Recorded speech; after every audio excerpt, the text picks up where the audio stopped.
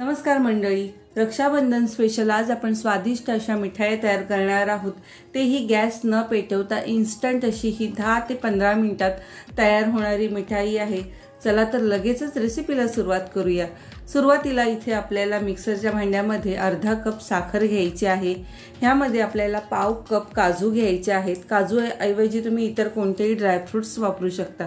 थोडीशी ह्यामध्ये वेलची घातलेली आहे आणि आता मिक्सरमध्ये आपल्याला एकदम बारीक अशी पावडर तयार करून घ्यायची आहे आणि ती पावडर आपल्याला अशी चाळून घ्यायची आहे, कारण कधी कधी काजू बारीक होत नाही तर त्याचे तुकडे किंवा साखर सुद्धा जाडसर असू शकते, म्हणून आपल्याला ही चाळून घ्यायची आहे म्हणजे मिठाई बनवताना मध्ये जाडसर काही येणार नाही। तर हे बघा, असं छान चाळणीने आपण हे चाळून घेतलेले आहे। तर इथे बघा साखरेचे जाडसर असे कण आणि काजूचे कण राहिलेले आहेत ते आपल्याला काढून टाकायचे आहेत आणि आता हे चांगलं असं मिक्स करून घेणार आहोत। आणि आता हे छान मिक्स करून बघा एकदम बारीक पावडर आपण इथे तयार करून घेतलेली आहे। आता ह्यामध्ये आपल्याला 1 कप मिल्क पावडर वापरायची आहे। कोणतीही मिल्क पावडर वापरली तरी चालू शकते आणि ही मिल्क पावडर आपण ह्या साखरेमध्ये चांगली अशी मिक्स करून घेणार आहोत। आता हे पीठ भिजवण्यासाठी आपण इथे दूध वापरणार आहोत। तर सुरुवातीला मी इथे 4 चमचे दूध घालते। दूध आपल्याला इथे गरम करून थंड केलेलं दूध वापरायचं आहे, डायरेक्ट कच्चं दूध इथे आपल्याला वापरायचं नाहीये। आणि हे दूध घातल्यानंतर आपण हे हलक्या हाताने असं चांगलं मळून घ्यायचं आहे। दूध आपल्याला इथे थोडं थोडं अंदाज घेतच घालायचं आहे, की कारण ह्या पिठी साखरेमध्ये आपण थोडं तरी दूध घातलं तर लगेच चिकट असं होतं, म्हणून थोडं थोडं दूध घालायचं आहे। आता हे मिश्रण बघा थोडं कोरडं आहे, त्यामध्ये आपल्याला अजून थोडं दूध घालायला लागेल। तर थोडंसं दूध मी पुन्हा ह्यामध्ये घालते। हे बघा थोडंसं दूध घातलेलं आहे, साधारण 3 चमचे पुन्हा मी ह्यामध्ये दूध घातलेलं आहे आणि हे पीठ आपण आता चांगलं मळून घेणार आहोत। हे बघा लगेच ह्यामध्ये दूध घातल्यानंतर लगेच चिकटपणा येतो आणि हे थोडंसं बघा ओलसर झालेलं आहे। तर सुरुवातीला आपण जेव्हा मिल्क पावडर घातली तेव्हा 1 कप मिल्क पावडर घातली होती आणि थोडीशी मिल्क पावडर आपण बाजूला ठेवली होती, त्यातली थोडीशी साधारण 3 चमचे मिल्क पावडर मी पुन्हा घातलेलं आहे, कारण हे थोडं चिकट झालेलं आहे। जेव्हा तुम्ही हे मिठाई बनवायला घ्याल तेव्हा थोडीशी एखाद दुसरा चमचा मिल्क पावडर साईडला ठेवा, कारण हे दुधामुळे प्रमाण कमी जास्त होऊ शकतं। तर हे बघा हे अजून चिकट वाटते, पण हे बरोबर घट्ट झालेलं आहे, पण हे मिश्रण हाताला चिटकते, म्हणून आपल्याला काय करायचं आहे, मिश्रण हाताला चिटकू नये म्हणून ह्यामध्ये आपण अर्धा चमचा तूप वापरायचं आहे। चांगलं साजूक तूप वापरायचं आहे, म्हणजे मिठाईला टेस्ट पण खूप छान येते।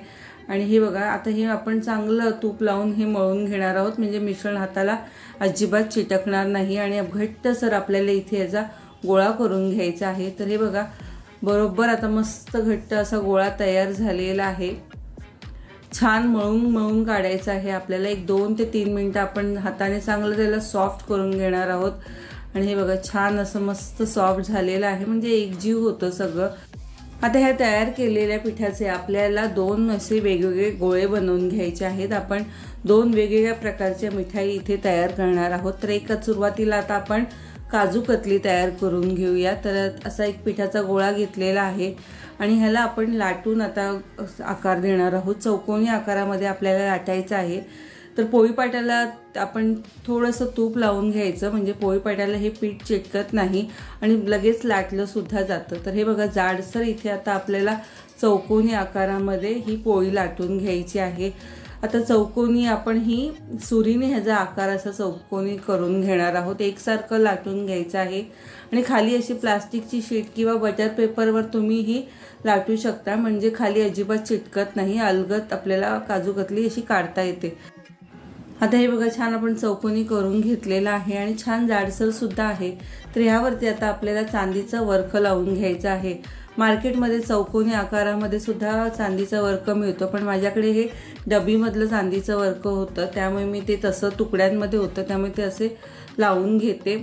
तुम्हाला जर चौकोनी शीट मिळाली तर तुम्ही ती सुद्धा लावू शकता आणि नाही लावलं तरी काही हरकत नाही, चवीत काही फारसा फरक होत नाही, दिसायलाच फक्त ती थोडी छान दिसते।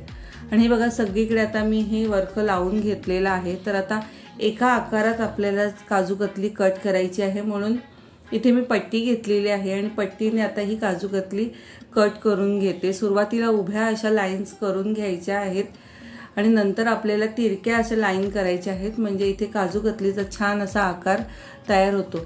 जेव्हा काजू कतली आपण कट करतो त्यावेळेला सुद्धा थोडासा हात तुपाचा सुरीला लावून घ्या, म्हणजे त्या कापताना सुद्धा ते छान व्यवस्थित कापता येतील, अजिबात सुरीला चिटकणार नाहीत। तर हे बघा, इथे आपण अशी स्केलनेच ही काजू कतली इथे मेजरमध्ये कट करून घेतलेली आहे।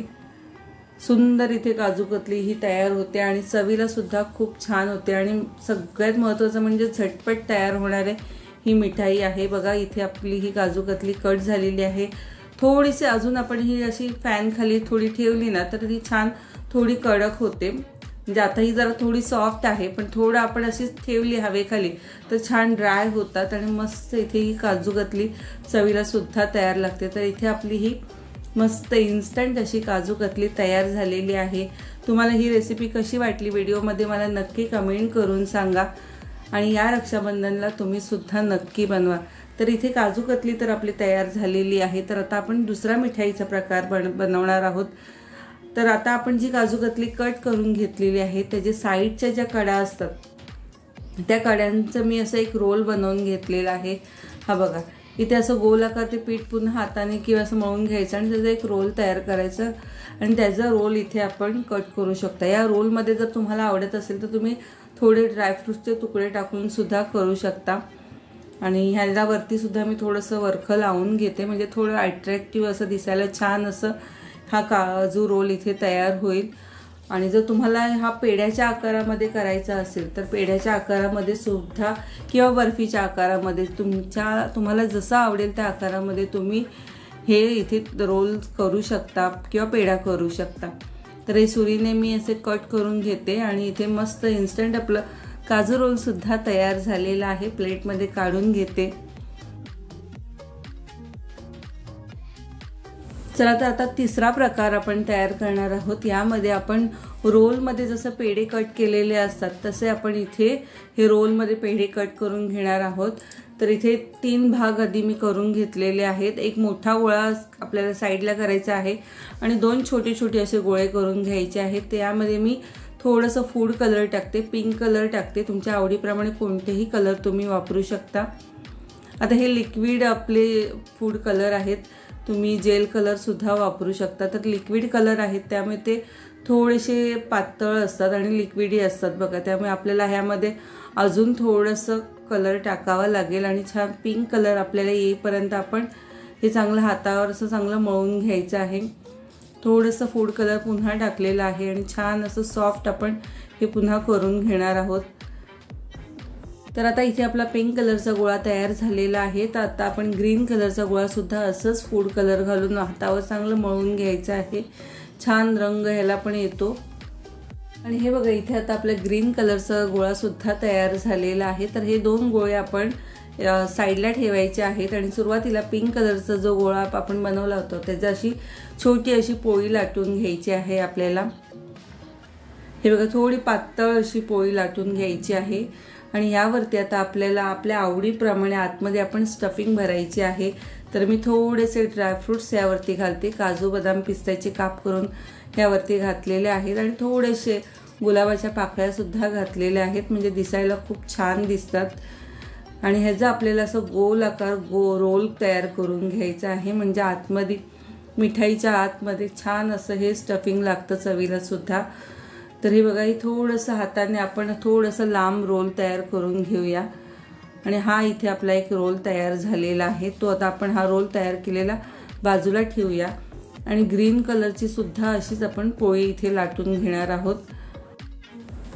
आता ही पण आपण अशी थोडी पातळ अशी लाटून घेणार आहोत। आपल्या जे आपण रोल मिठाईचं तयार करणार आहोत त्यामुळे ह्याची छान अशी कडा दिसणार आहे कलरची। तर हे बघा, ही अशी पोळी आपण पातळ अशी लाटून घेतलेली आहे। तर ही सुद्धा आपण आता साईडला ठेवून घेऊया आणि आता व्हाईट कलरचा आपण जो रोल मोठा ठेवलेला आहे त्याची आपल्याला इथे जाडसर अशी पोळी लाटून घ्यायची आहे। आणि ही बघा, इथे आपण ही जाड पोळी लाटून घेतलेली आहे। त्यावरती आता आपल्याला जी ग्रीन कलरची आपण पोळी लाटून घेतली ती आपल्याला वरती ठेवायची आहे आणि जो पिंक कलरचा रोल आपण तयार करून घेतलेला आहे तो साईडच्या कडेला ठेवायचा आहे आणि असं त्याचा गोल आकार करत करत आपल्याला त्याचा रोल तयार करून घ्यायचा आहे। संपूर्ण असा रोल आपण इथे हा तयार करून घेऊया आणि हाताने आपण थोडंसं असं ह्याला लांब करायचं आहे, गोल फिरवून घ्यायचं आहे, म्हणजे एकसारखं त्याचा आकाराला सुद्धा छान गोलाकार तयार होतात। हे बघा छान असं आपण इथे रोल तयार करून घेतलेला आहे। आता या रोलच्या साईडच्या कडा आहेत त्या कडा आपल्याला कट करायच्या आहेत। हे बघा अशा दोन्ही बाजूने आपण हे रोल कट करून घेऊया आणि आता आपण ह्याचे छान छोटे छोटे असे पेढे कट करून घेणार आहोत। त्याआधी ह्याला सुद्धा वरून मी थोडंसं वर्क लावून घेतलेलं आहे। हे बघा अशा पद्धतीने लावून घेतले आणि आता आपण मस्त हे पेढे कट करून घेऊया।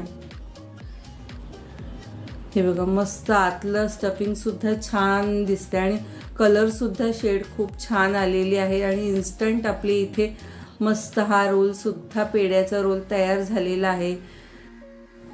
तर हे बघा मस्त इथे हे पेढे सुद्धा आपले तयार झालेले आहेत। सगळे पेढे कट करून झालेले आहेत। सुंदर असे छान दिसायला सुद्धा खूप छान दिसतात। तुम्हाला आवडेल त्या आकारामध्ये तुम्ही ही मिठाई बनवू शकता। तर हे बघा हे आपण पेढे बनवलेले आहेत, खूप सुंदर दिसतात। शेडिंग बघा कशी आलेली आहे, सुंदर। तर तुम्हाला आज आपण बनवलेले रक्षाबंधन स्पेशल इन्स्टंट अशी मिठाईची रेसिपी कशी वाटली हे व्हिडिओमध्ये मला नक्की कमेंट करून सांगा आणि व्हिडिओ आवडल्यास नक्की आपल्या व्हिडिओला जास्तीत जास्त लाईक करा, शेअर करा आणि आपल्या चॅनलवर नवीन असाल तर चॅनलला सबस्क्राईब करायला विसरू नका। चला तर पुन्हा भेटूया अशाच काही नवनवीन रेसिपीसोबत। तोपर्यंत बाय।